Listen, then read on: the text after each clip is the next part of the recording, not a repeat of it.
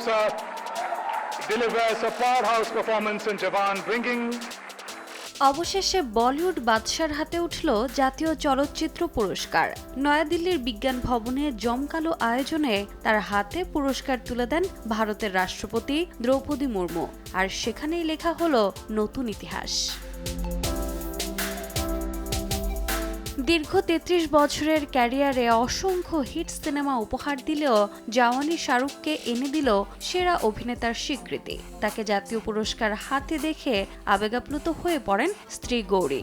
এমনকি স্বামীর পুরস্কার সাজিয়ে রাখতে বিশেষ একটি শোকেস ডিজাইনের কথাও জানান তিনি। ৭১তম জাতীয় চলচ্চিত্র পুরস্কারে শাহরুখের সঙ্গে সেরা অভিনেতার পুরস্কার গ্রহণ করেছেন 12th ফেল অভিনেতা বিক্রান্ত ম্যাসি। তারও এটি প্রথম জাতীয় চলচ্চিত্র পুরস্কার।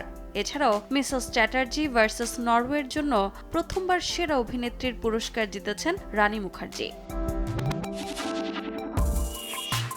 বর্তমানে কিং সিনেমার শুটিংয়ে ব্যস্ত সময় পার করছেন শাহরুখ খান। তবে জাতীয় চলচ্চিত্র পুরস্কার গ্রহণের জন্য শুটিং বিরতি দিয়ে পোল্যান্ড থেকে দিল্লিতে হাজির হন বাদশা। রোজা চৌধুরী, সময় সংবাদ।